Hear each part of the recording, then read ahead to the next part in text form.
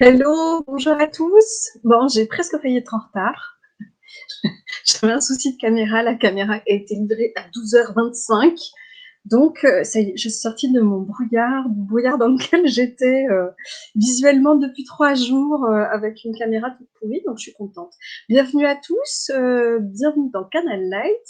Et puis d'abord, un grand merci à Caroline qui m'a donné,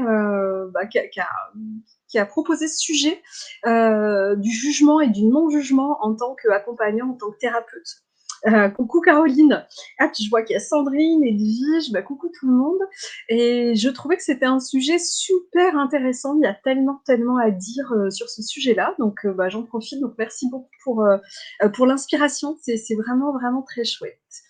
Alors, donc, le jugement, enfin plutôt le non-jugement, quand on est thérapeute ou accompagnant. Alors, moi, je suis toujours assez amusée par toutes les phrases qu'on peut avoir les unes les autres. Vous savez, les phrases toutes faites du genre il faut lâcher prise ou il ne faut pas juger. Il ne faut pas juger. Ben non, parce que bien sûr, nous sommes des êtres qui sommes complètement sortis de la dualité et donc nous sommes tout à fait capables de ne pas juger. C'est comme, qu'est-ce qu'il y a d'autre dans le genre il faut pardonner. Bien sûr. Comme si c'était des choses qui se décidaient mentalement et qu'il suffisait de prendre la décision pour que, de fait, nous lâchions prise, de fait, nous ne jugions pas et de fait, nous pardonnions. Sauf qu'en fait, ça ne marche pas tout à fait comme ça, cette histoire-là.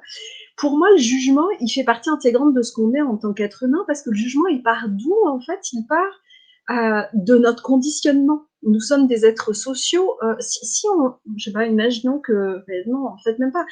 À partir du moment où on est dans un environnement, notre environnement commence à faire partie de nos conditionnements, et donc nécessairement tout ce qu'on va voir à l'extérieur va venir créer un jugement. Un jugement, c'est quoi? C'est porter euh, donner de la valeur à quelque chose. Quand je dis de valeur, c'est donner une valeur de l'ordre de plutôt du bon ou du pas bon, du bien ou du mal. Alors ça ne va pas toujours jusque-là, mais néanmoins, il y a notamment ce genre de choses qui va rentrer en ligne de compte quand on rentre dans une relation avec quelqu'un, quand on rentre dans un environnement. Il y a ce qui est beau, ce qui n'est pas beau. C'est forcément le jugement, il est lié à la dualité. Sauf que de fait, nous sommes des êtres incarnés, on vit sur Terre, on vit dans la matière, donc la dualité, elle fait partie intégrante de qui on est. Donc, quand on dit « je ne juge pas », et alors très souvent, moi je suis toujours très intéressée des personnes qui disent « non, mais moi je ne juge pas », et qui le disent avec un ton de jugement parfois. Je ne dis pas que c'est toujours le cas, hein, mais c'est comment on veut toujours s'attribuer le bon rôle aussi, parce que dans le jugement, finalement, on va attribuer effectivement une cotation, une valeur à ce qui nous entoure, au regard de nos propres valeurs, mais largement plus que ça, au regard de nos croyances, dont la plupart nous n'avons pas conscience. Parce que c'est souvent ce qui se passe, c'est-à-dire que ça va venir, ce qu'on voit de l'environnement, ce qu'on va percevoir comme élément, que ce soit la vue, ce qu'on va entendre, va venir titiller quelque chose à l'intérieur de nous qui a été conditionné comme un jugement de bon ou de mauvais. D'accord? À partir de là, donc on le fait sans le vouloir, on le fait de façon inconsciente, et on va le faire sur tout et n'importe quoi. Quand je dis sur tout et n'importe quoi, c'est que ça va être autant sur des choses importantes et graves que sur des choses totalement anodines et sans même qu'on s'en aperçoive. On va juger tout un tas de choses sans s'en apercevoir, ne serait-ce qu'une musique qu'on entend et de savoir si c'est de la daube ou si c'est bien.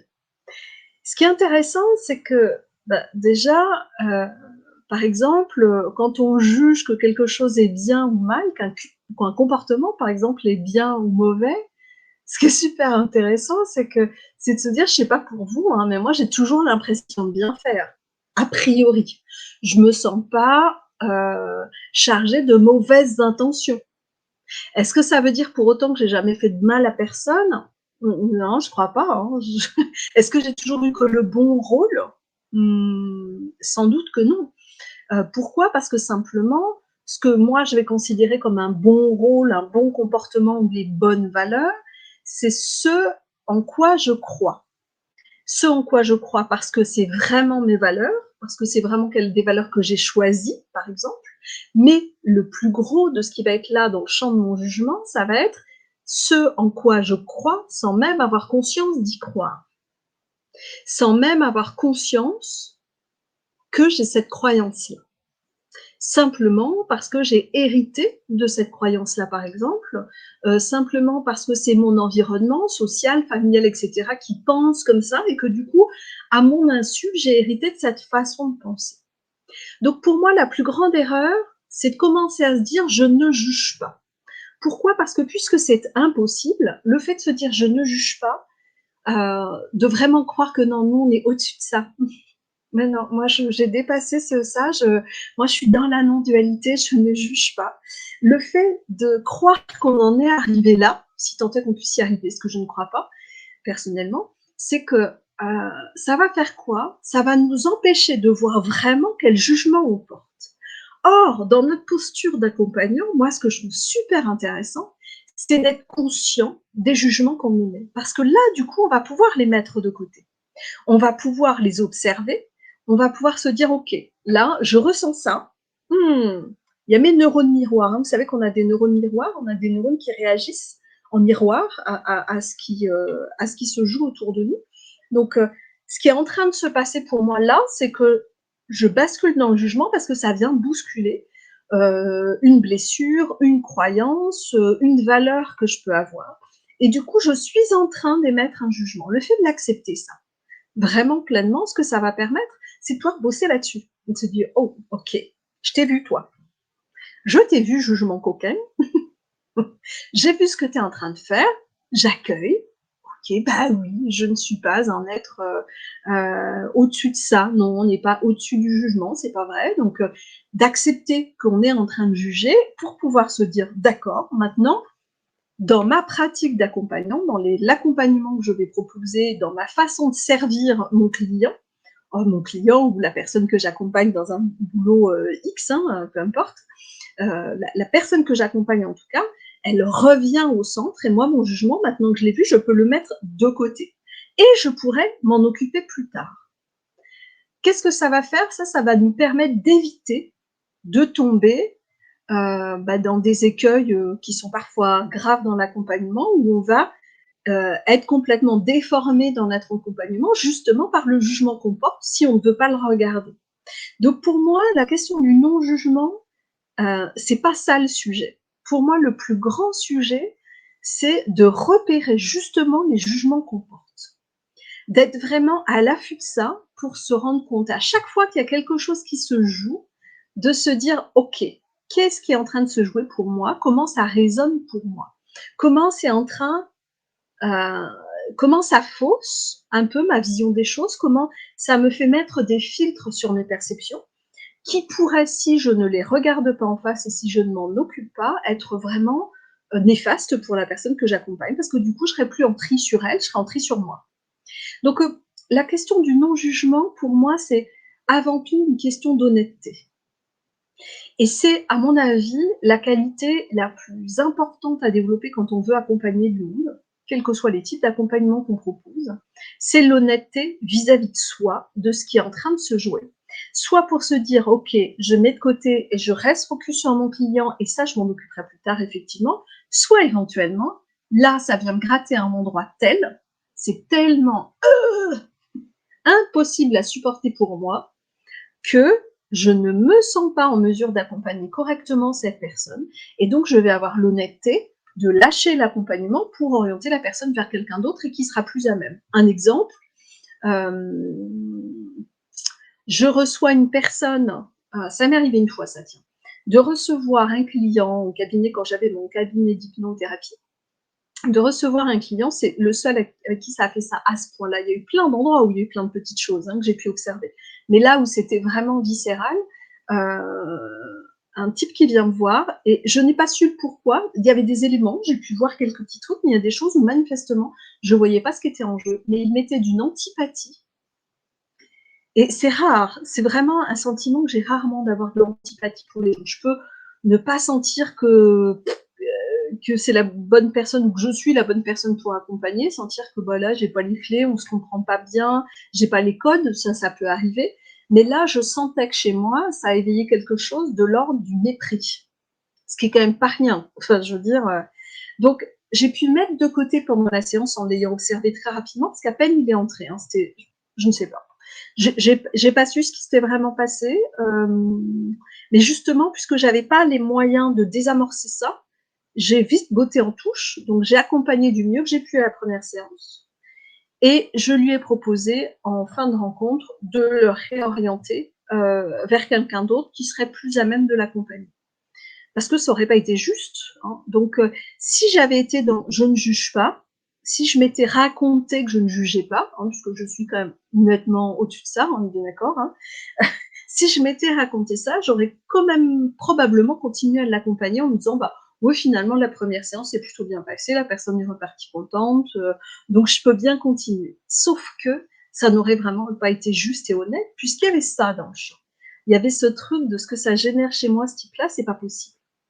Donc, pour moi, dans la question du jugement et du non-jugement, c'est vraiment cette question d'honnêteté, de clarté, pour se dire qu'est-ce qui se passe. Est-ce que, par exemple, cette personne, euh, là, ce n'est pas le cas, hein, mais évoque, je sais pas, mon père, avec qui j'ai eu des relations difficiles, hein, admettons que ce soit ça mon histoire, et du coup, il y a quelque chose, c'est lui qui me fait penser à ça, et du coup, j'ai du mal, ok, qu'est-ce que je fais?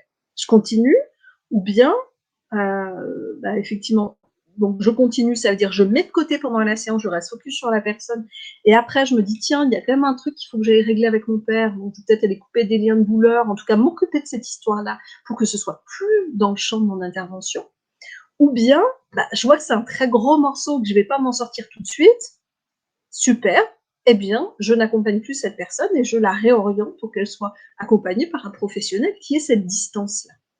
Parce que sinon, bah, on va faire, j'allais dire de la merde, hein, mais c'est ce que je pense.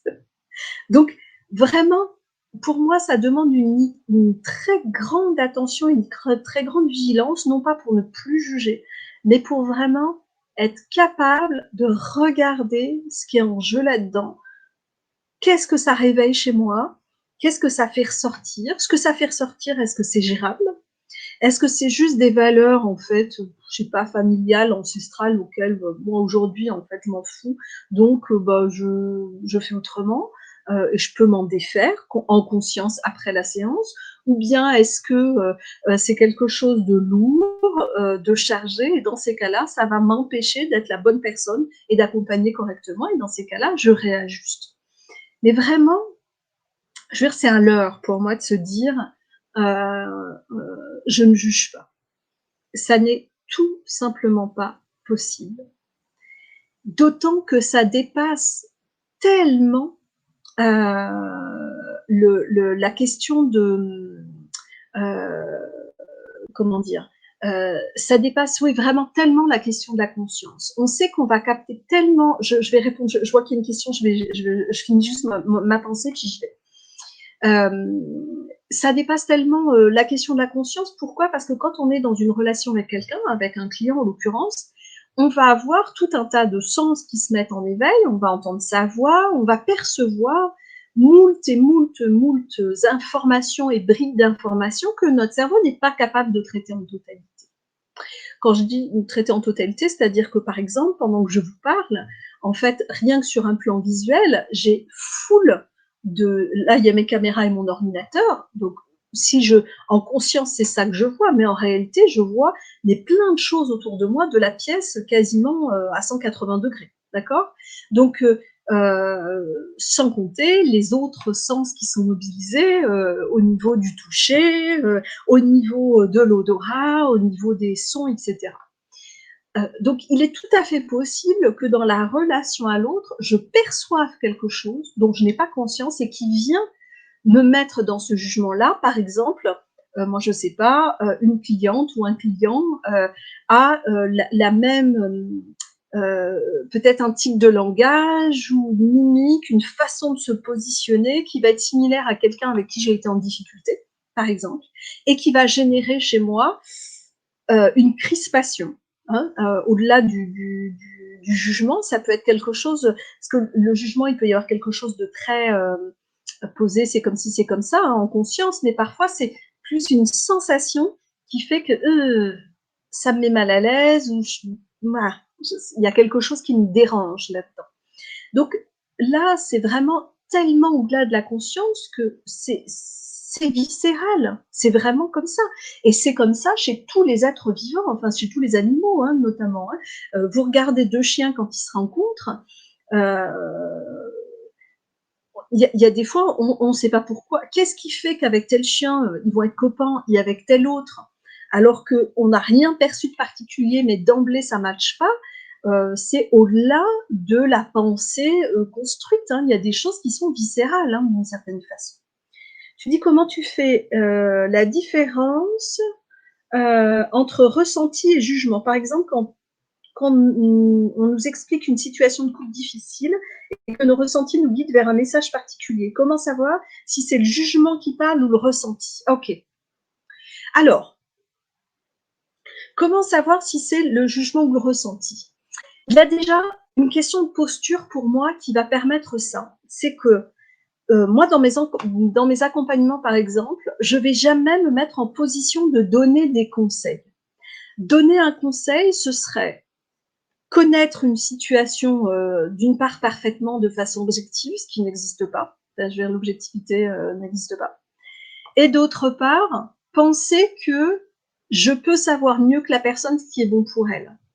Et ça, c'est aussi faux que de penser que les choses peuvent être traitées de façon objective. Donc, du coup, il y a une question de comment on va aborder les choses et qu'est-ce que je peux identifier comme, j'allais dire, neutre. Neutre au sens de qui ne m'implique pas émotionnellement. Ça peut être ça la différence entre le jugement et le ressenti. Le ressenti, pour moi, c'est quand on est vraiment focus sur l'autre. Et on a des choses qui arrivent où ça va nous mettre, c'est neutre émotionnellement, mais par contre, d'une certaine façon, il y a quelque chose de l'ordre de je sais. Je ne sais pas si tu vois cette différence. Le je sais, d'une part, il ne va pas orienter la personne vers une solution X ou Y. C'est juste lui donner un ressenti, va permettre de donner un éclairage particulier dont la personne va se saisir ou non. Est-ce que tu peux être plus précis sur ta question? Tu dis une situation de couple difficile. Le jugement, ce serait, il y en a un qui a tort, il y en a un qui a raison. Pour moi, ce serait plutôt de cet ordre-là. Le jugement, ce serait plutôt ah quand même, hein, quel salopard ce mec-là. C'est vraiment un sale type. Hein, admettons que ce soit quelqu'un, une femme qui me parle de ça. Voilà. Alors pour moi, là, la différence entre le jugement et le ressenti dans ce qu'on va pouvoir apporter, c'est ok, est-ce que mon ressenti il est en lien avec ce que ma cliente est en train de vivre de difficile? Est-ce que ça éveille comme elle comme souffrance? Est-ce que c'est ça qui est en lien? Et du coup, ça va plutôt être dans mon ressenti, qu'est-ce que sent ma cliente elle-même, parce que mon ressenti, il est collé au sien, d'accord?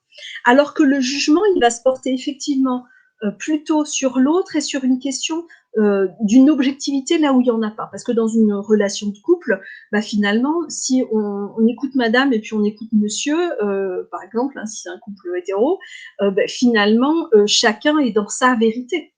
Donc, dans le jugement, il y a pour moi oublier qu'il n'y a pas de vérité.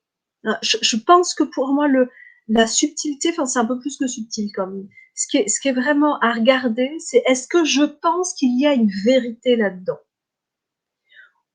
Ou est-ce que j'ai conscience que ce que je ressens comme une vérité de ressenti émotionnel pour la personne n'est qu'un ressenti subjectif pour elle et n'a rien à voir avec l'autre. C'est-à-dire que, par exemple, dans une relation de couple compliquée, ça va être, ok, moi je sens que pour toi il se passe ça, comment ça te parle ça?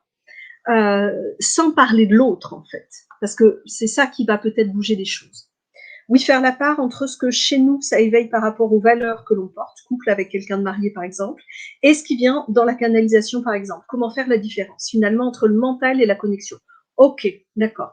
Donc entre le mental et la connexion, ça va être vraiment effectivement quel ménage tu fais là-dedans, c'est-à-dire que quand tu as un doute, quand il y a quelque chose qui vient et où, tu sais, ça fait dans le jugement, en particulier quand c'est un jugement dit négatif hein, qu'on porte sur quelqu'un, quand le mental s'en mêle, il y a un truc de gna gna gna. Je sais pas si c'est très clair, moi, gna gna gna. Il y a un truc de l'ordre de, ouais, enfin, quand même, hein, qui est pas raisonnable. Quand je dis qui est pas raisonnable, où on sent bien que quand on est uniquement dans le ressenti, on n'est pas là-dedans parce que on peut prendre la mesure de bah oui, une relation avec, dans un couple marié, une relation extra-conjugale, ouais, ce serait intéressant de voir ce qui se passe dans le couple pendant on est là, mais un couple, ça se fait à deux, quoi. Et du coup, de se dire, Mmh. Là, ça me met dans un truc où c'est pas un espace d'ouverture. Pour moi, dans la canalisation, il y a vraiment un espace d'ouverture, même s'il peut y avoir de la souffrance dans ce qu'on canalise, mais parce que c'est en lien à l'autre. C'est pas la nôtre de souffrance.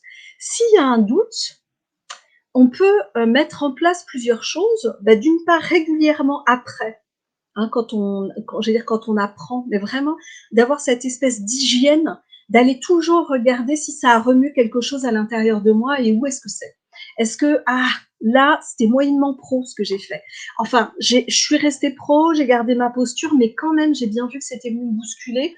Ok, je vais aller voir ce qui se passe. Donc, d'aller toujours, vraiment, dès qu'on sent, dès qu'il y a un doute, d'aller vérifier ça. Déjà, ça va être la première chose. Parce qu'en fait, plus on va faire ça, plus on va être vigilant à ce qui se passe à l'intérieur de soi, plus on va acquérir une connaissance de soi fine, et plus, bah, quand ça se produit, quand on est vraiment dans le jugement, quand ça vient vraiment heurter un truc, ça fait wow, gna gna gna, hein, comme je disais tout à l'heure, bah, du coup, on va pouvoir se dire, ah, là, il se passe quelque chose qui me concerne, je m'en occupe. Donc, il va y avoir ça. L'autre truc, qui peut être aussi, j'allais dire complémentaire, hein, parce que pour moi, l'un et l'autre ne s'excluent pas, ça peut être de vraiment, j'allais dire dimensionner que quand c'est quelque chose de, j'allais dire qui vient d'ailleurs, qu'on canalise quand on est branché sur l'autre, d'avoir par exemple une confirmation physique. Moi j'ai fait ça au début. D'ailleurs au début c'était assez inconfortable la sensation physique, donc j'ai déplacé, j'ai demandé ce qu'ils étaient très très drôles. Les autres parties de moi là-haut m'ont fait de bonnes blagues, mais je n'en dirai pas plus. Voilà. Mais en tout cas, maintenant, quand j'y suis, ça va passer par des sensations corporelles plutôt de l'ordre soit du frisson ou d'une chaleur, notamment moi dans le bas du dos. Ça passe souvent par le dos. Et ça, c'est une confirmation pour moi de j'y suis. Alors, elle est pas toujours là, j'ai pas besoin qu'elle y soit tout le temps, mais soit quand c'est très fort dans la canalisation, ça vient me dire ça, soit quand j'ai un doute, à ce moment-là, ça passe par là. Si j'ai un doute et qu'il n'y a pas ça, je peux me dire, attends, qu'est-ce que tu fais là? Respire, prends le temps, vois, et maintenant je peux le faire rapidement. C'est-à-dire que je peux en prendre conscience très vite pour réajuster tout de suite. Très rapidement, faire le attends, ça c'est à moi, je mets de côté, je reviens à mon client et je me centre sur lui. Est-ce que ça te. Ouais, tu vois la différence? Voilà. Mais pour moi, c'est vraiment, vraiment ça, mais effectivement, ça demande de plus en plus d'être fin dans sa connaissance de soi parce que c'est vraiment là qu'il y a l'espace de. Ça pourrait pas être cool, quoi. Mais alors, c'est le cas en tant qu'accompagnant, mais c'est même le cas euh, quand on est. Moi, je sais que ça guide beaucoup de mes choix, le jugement. Pourquoi? Notamment parce que les effets miroirs, c'est un de mes trucs. J'adore. Je trouve que c'est un. euh, comment dire? C'est ma carte, quoi, très souvent de traquer, ouais, c'est ça, comme traquer les effets miroirs pour me dire, ah bah tiens, ça, faut que tu bosses ça, faut que tu bosses ça. Donc, tous les endroits où ça gratte. Parce que le jugement, il gratte. Même si on peut émettre des jugements positifs, on en parlera un peu après. Mais y a ça là-dedans. Et par exemple, on en parlait il y a quelques instants, Caroline, je suis accompagnée par une mentor québécoise que je suis absolument fan. Comment je l'ai choisie? Par une pub Facebook. qui m'a mais heurtée à un point où c'est venu me chercher, mais alors sévèrement. J'étais là, mais attends, c'est quoi cette connasse? En gros, hein, je ne l'ai pas dit comme ça, évidemment, parce qu'on en a parlé après, mais c'est évidemment pas. Mais c'est venu me déclencher la photo et la pub qu'elle avait mis. Oh, ça a fait, mais attends, c'est quoi cette gonzesse, quoi? Mais qui elle est, quoi? Et en mode, mais enfin, on peut pas faire une chose pareille. Avec le recul, je sais même pas, enfin si je sais, mais ma réaction était vraiment très forte. Et là, je me suis dit, oh, elle proposait des masterclass gratuites dans un lancement de produits, de produits d'accompagnement. Et du coup, j'ai été m'inscrire directement au masterclass parce que je me connais. Parce que je me suis dit, là, si ça vient de chercher à ce point-là, c'est que cette nana, elle a exactement ce dont tu as besoin, ce que tu veux pas aller voir et qu'il va falloir aller travailler. Donc, parfois le jugement, ça va être un vrai. Enfin, moi, je trouve que ça peut être un atout quand on le rejette pas, vraiment, parce que ça va permettre de s'ajuster plutôt que de dire non, je juge pas et du coup voilà. Et avec notre clientèle, on peut aussi tout à fait juger positivement quelqu'un, mais là aussi attention. Quand je dis attention, c'est qu'on ait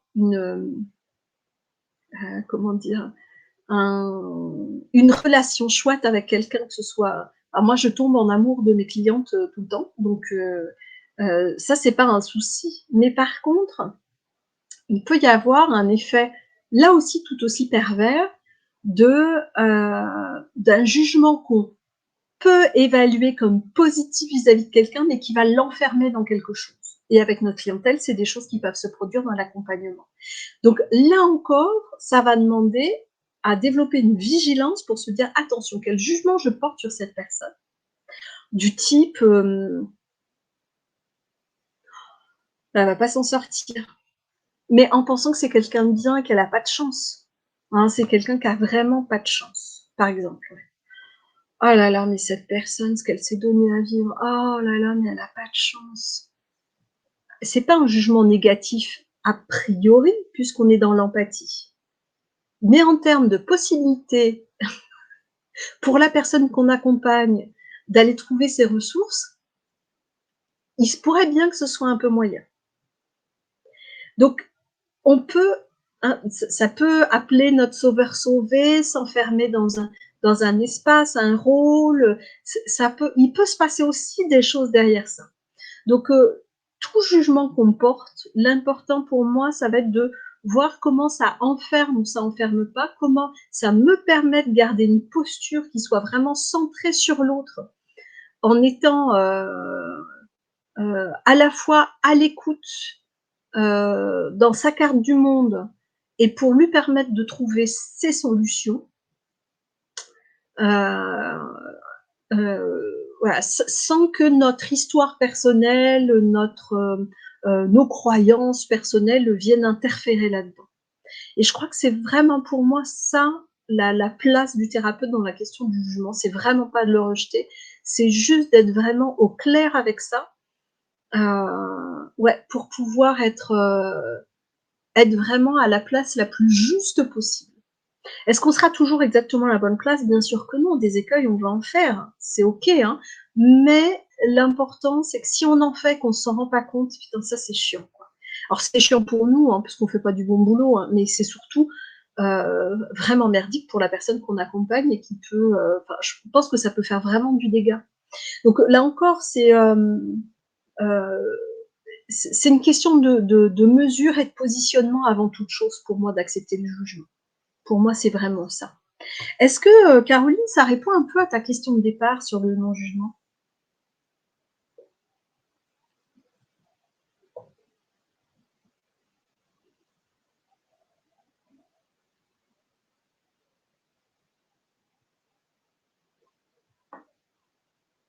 Ah, coucou Emmanuel, j'avais pas vu.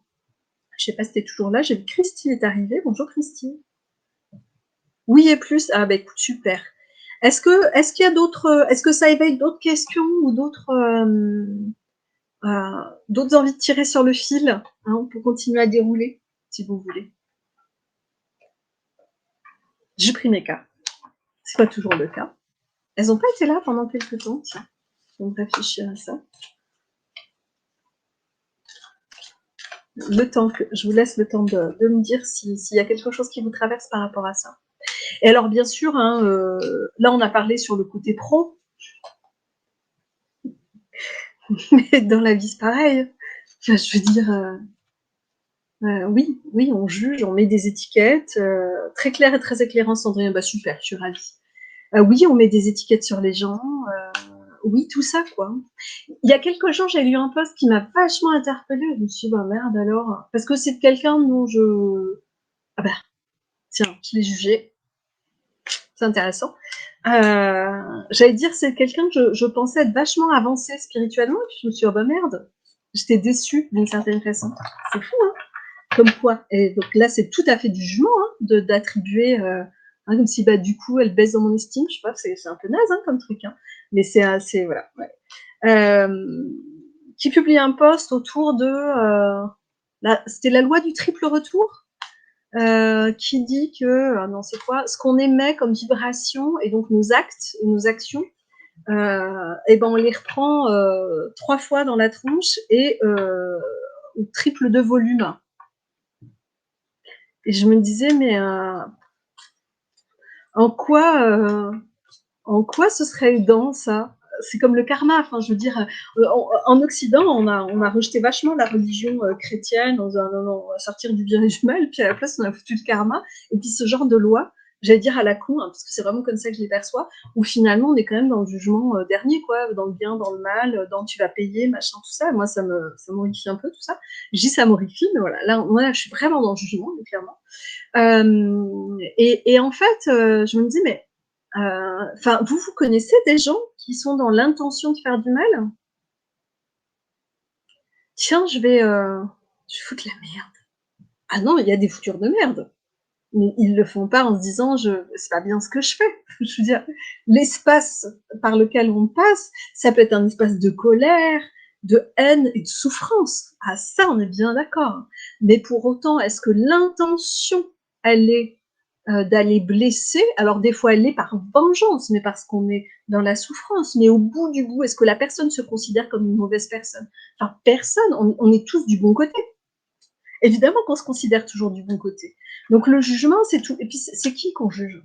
Ah, il y avait ça. Qui est-ce qu'on juge dans cette histoire-là? Quand on est en train de juger l'autre, qui est-on vraiment en train de juger? Évidemment que ça parle toujours de soi. Évidemment que ça parle toujours de soi. Quand je vous dis, ah ben, je l'ai pensé au-dessus, à qui je parle? Ah, je me crois au-dessus? Ou peut-être que parfois je me déçois en me constatant comme ça, par exemple, en train de juger. Est-ce que je me déçois, que je me pensais être au-dessus de ça? Vous voyez ce que je veux dire? C'est qu'il y a toujours un revers à ça. Il y a toujours, moi j'adore le travail de Byron Katie, je ne sais pas si vous connaissez, ça fait partie des enseignements que je donne, les croyances avec Byron Katie. Il y a cet aspect du retournement, et à chaque fois que je suis dans le jugement de l'autre, de tester des phrases en miroir. Hein. Par exemple, il ne me respecte pas, si c'est ça la pensée que j'ai en ce moment, de dire je ne le respecte pas. Merde, ah oui, probablement un peu aussi. Je ne me respecte pas. Aïe. Hein. Et donc de toujours aller voir ce qui est en jeu de soi à soi et de l'autre à soi, parce que ce qu'on reproche à l'autre, évidemment que bien souvent on a quelque chose avec ça. Moi je sais pas, hein, la relation de couple extra-conjugale, qu'est-ce que ça raconte? Est-ce que finalement, est-ce que peut-être je suis admirative en vrai de l'amour libre? Peut-être ça qui est en jeu, peut-être pas, on ne sait rien, mais vous voyez ce que je veux dire? C'est que du coup, il y a toujours aussi un aspect de soi à soi, bien entendu. Et arrêter de se juger soi, là aussi, non, je ne me juge plus, je m'accueille bienveillance. Oui, bien sûr, ça se travaille. L'amour de soi, il se travaille, l'estime de soi se travaille considérablement, ça c'est sûr. Néanmoins, oui, bien sûr que régulièrement, on va se juger. Et c'est pas grave. C'est vraiment pas grave. Mais c'est qu'est-ce qu'on en fait, ça, là encore. Qu'est-ce que ça raconte de moi et qu'est-ce que ça va me permettre de voir? Je tirais la carte de l'eau.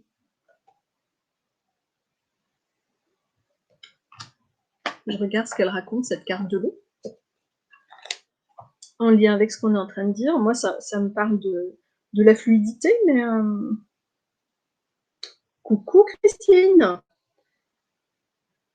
L'eau purifiante régénératrice, force motrice. Elle enseigne le lâcher-prise.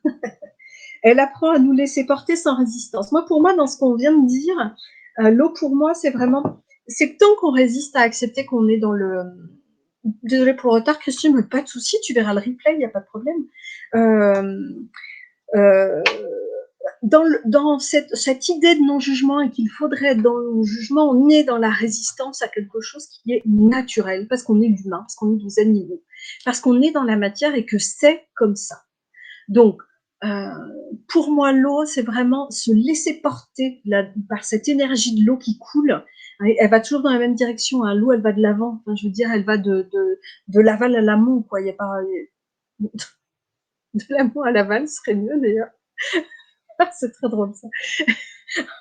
Elle circule dans ce sens-là. Il n'y a pas photo. Je veux dire, elle descend. Hein. Et du coup. Se laisser emmener là-dedans, c'est vraiment accepter ce mouvement de la vie, pour moi, et dont le jugement fait partie, en disant, OK, je vois ça, je vois ce courant, il m'emmène là, très bien, je prends les infos, je m'en occupe. Pour moi, c'est ça, avant tout, qui est à prendre en considération. Donc l'énergie de l'eau, effectivement, ça peut peut-être être quelque chose d'assez intéressant quand c'est là.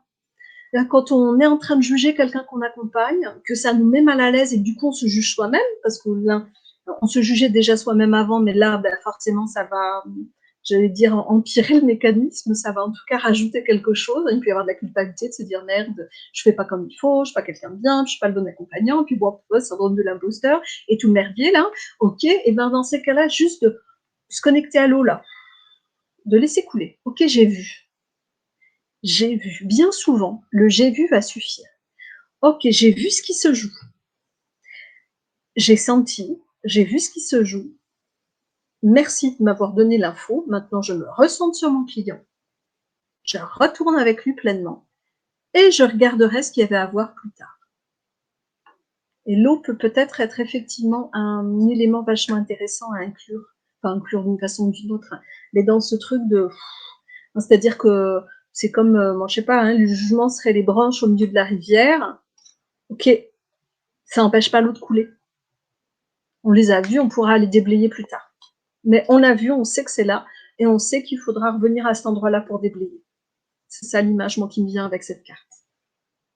Ça va pour vous?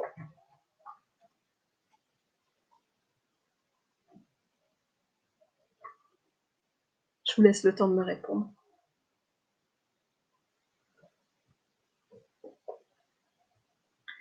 Ok. La représentation te convient, Caroline? Nickel. Alors, tu verras, on se connaît. Enfin, tu ne me connais pas encore beaucoup. Si, je crois que tu as vu quelques vidéos, mais je parle beaucoup en métaphore. Il y a souvent beaucoup de métaphores dans ma façon de... C'est souvent comme ça que les choses me viennent, moi, par imagerie mentale. Donc, voilà. Et ben super, tant mieux si ça vous a parlé et si ça vous permet d'accueillir plus facilement ce qui se passe et d'avoir plus de vigilance aussi, c'est les deux. C'est-à-dire que c'est accueillir, c'est pas bon bah c'est comme ça et puis tant pis quoi, hein, je fais avec et puis voilà, c'est vraiment pas ça. Hein. C'est toujours cette question de ok c'est comme ça, oui c'est là, mais je m'en occupe. Je m'en occupe, mais ça vient plus interférer dans la qualité de mes accompagnements parce que ça compte. On a une qualité de service à assurer. Enfin, moi, je trouve que ça fait partie de l'éthique de notre travail d'accompagnant, d'essayer d'être au plus juste autant qu'on peut. Donc voilà. Sandrine, tu dis le flow, toujours le flow, ouais. C'est ça. Super. Je vous remercie beaucoup pour votre présence. Et puis, vendredi prochain, Caroline m'a proposé un autre sujet. Je me dis, oh, ça peut être pas mal. Sur l'argent. Mais l'argent aussi dans comment c'est un frein au développement et au développement de son entreprise et de ses dons, etc. Et je me dis que c'est un sujet qui m'intéresse bien, ouais. Donc, plus personne pour les personnes dont on prend soin. Et Christine, réécoute le replay, parce que du coup, tu as pris en cours de route. Mais je pense malgré tout que tu vas peut-être trouver des réponses là. Ok? Et après, ouais, on fait ce qu'on peut. On est d'accord, hein, malgré tout, y compris sur le plan perso. Bah oui, on est dans le jugement des fois et on fait ce qu'on peut. Moi, je me rends compte qu'avec le temps, c'est de moins en moins présent. Si, il y a plein de jugements, bien sûr, mais je veux dire, il y a moins de jugements Red, là, c'est un con. Ça, c'est beaucoup, beaucoup moins présent et en même temps, de temps en temps, ça arrive notamment dans un cercle particulier avec, une personne en particulier où voilà, moi j'avance dessus, c'est de mieux en mieux. Là, ces temps-ci, c'est tranquille, mais je sais que parfois ça me redéclenche.